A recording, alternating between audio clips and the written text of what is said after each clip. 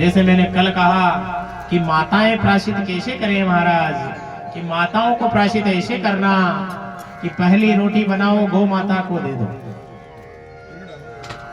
अंतिम रोटी स्वान को दे दो। परात में आटा बच गया, रोटियां तो बढ़ गई सारी, अब आटा बच गया। ध्यान से सुनना माताएं, उस आटे को माताएं क्या करती है, वापस पीपे में डाल देती है। कौन कौन डालता है ईमानदारी से बता दो। अब उस आटे को उस पीपे में नहीं डालना है, आज से ध्यान रखना, क्योंकि वो आटा अगर आपने पीपे में डाल दिया तो सुबह भगवान को भोग नहीं लगेगा।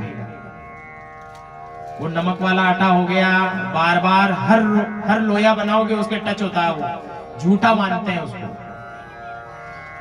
तो उस आटे का क्या करें महाराज कि उसको आप इकट्ठा कर लो, और इकट्ठा करके बढ़िया घी डालकर सेको उसको, बढ़िया शक्कर मिलाओ, घी डालो, और जब संध्या का समय हो गया, शाम के समय में किसी भी वृक्ष के नीचे ले जा करके उस आटे को डाल दो। वो चींटियों के लिए, जो परात में रोटी बनाने के बाद आटा बचता है उसमें चींटी का अधिकार है, तो इसलिए वो चींटियों के लिए निकाल दो। क्योंकि बूंद बूंद से घड़ा भरता है, आप बूंद बूंद रोज पुण्य करोगे तो पुण्य का घड़ा भर जाएगा। भाई रोज गाय को रोटी दे रहे हैं ये पुण्य है, रोज कुत्ते को रोटी दे रहे हैं पुण्य है, रोज चींटियों को आटा डाल रहे हो पुण्य है, या फिर दरवाजे पर और कोई आ गया उसको भी अपन ने कुछ ना कुछ दे दिया, वो भी एक पुण्य है। और आजकल तो मांगने वाले भी स्पेशल हो गए महाराज। मांगने वाला कहता आटा नहीं लेता मैंने भी देखा एक दो जनों को, वो मांगने वाला कहता महाराज आटा नहीं लेते हैं। कि क्या लेते हो? कि लक्ष्मी धराना, सीधी लक्ष्मी लेते हैं। तो सीधी लक्ष्मी दे नहीं सकते भैया मांगने वाले।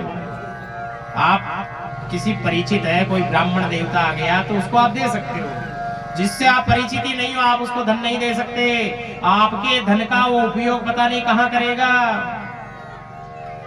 वो वारुणी में, वेश्यावर्ती में कहीं ना कहीं उस धन को लगा देगा, तो उसका पाप भी हमको लगेगा। अगर हमने नहीं दिया होता तो वो वहां नहीं जाता। इसलिए धन का दान सोच समझकर किया जाता है। अगर भूखा है तो उसको भोजन करा दो, शास्त्र यही कहता है। तो इसी प्रकार भगवान कह रहे हैं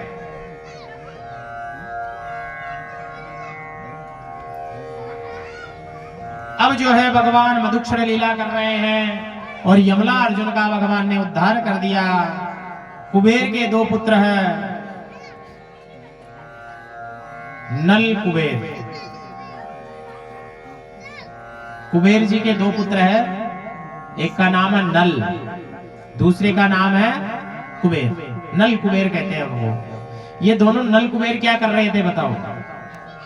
ये दोनों नल कुबेर जो है गंगा जी में नंगे नहा रहे थे। क्या कर रहे थे?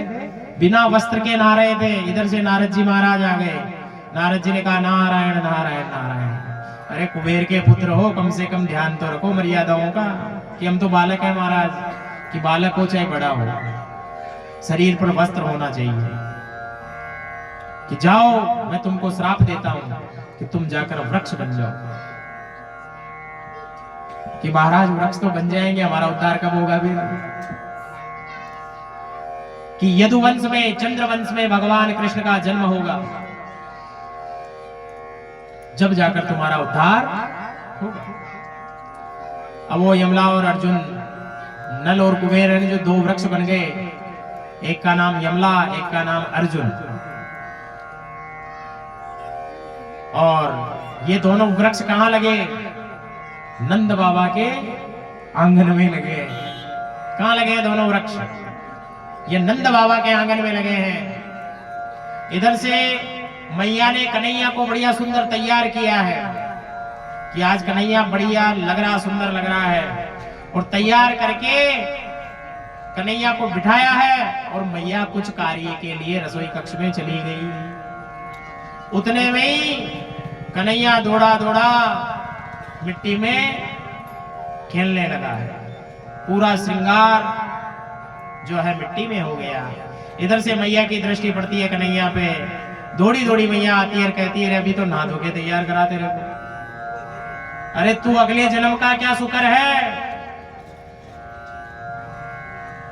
उतने में कन्हैया बलदाऊ की तरफ देखते हैं, बोलते हैं भैया ये मैया पहचान गई, मैया पहचान गई, अगले जन्म के शुक्र ही तो है। पर बलदाऊ भी हंसने लगे कि हाँ मैया पहचान तो गई।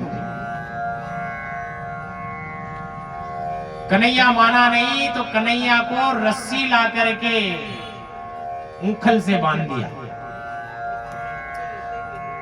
बांधना तो दूर की बात, पहले तो बांधने के लिए रस्सियां कम पड़ गई। जितनी गायें हैं उतने बछड़े हैं और उतनी दोहनी है। दोहनी कहते हैं नूजने को, अपने मारवाड़ी में कहते हैं अपन तो नूजना बांध के गाय दूते हैं, उसको कहते हैं दोहनी। अब जितनी गायें थी उतनी दोहनियां कन्हैया को बांधने के लिए लावे, फिर वो इतनी दो आंगल कम पड़ जाए, फिर मैया दौड़ी दौड़ी जाए, फिर लावे, फिर दो आंगल कम पड़ जाए, बंदे ही नहीं कन्हैया। मैया के पसीने टपकने लग गए। जब मैया के पसीने आ गए तो कन्हैया को भी फिर सोचा मैया थक गई, अब ज्यादा लीला नहीं करनी है माँ के साथ, अब बन जाओ भाई आराम से। और तो कन्हैया वो एक ही रस्सी से बंध गए, फिर वो सारी रस्सियां बेकार हो गई। तो ऊखल से बांधा और मैया अब काम करने लगी। कन्हैया घुटनों के बल चल चल करके गुटमन गु चल रहे हैं और उस यमला अर्जुन के वृक्ष के नीचे आ पहुंचे। अब वो दोनों वृक्ष ऐसे खड़े हैं वी आकार में। अब कन्हैया उन दोनों वृक्षों के अंदर से निकल गए और ऊखल उन वृक्ष में फंस गया। ऊखल उन दोनों वृक्ष में फंस गया और कन्हैया आगे निकल गए। कन्हैया ने जैसे ही पांव को खींचा और खींचते ही यमला और अर्जुन के वृक्ष धड़ाम से नीचे गिर गए। धड़ाम से नीचे गिरे महाराज। और जैसे ही नीचे गिरे उनमें से दिव्य दो महापुरुष प्रकट हो गए और भगवान को प्रणाम करने लगे कि हे यदुनंदन, हे कृष्ण, हम आपके चरणों में दंडवत प्रणाम करते हैं। भगवान भी पूछे भाई तुम कौन हो।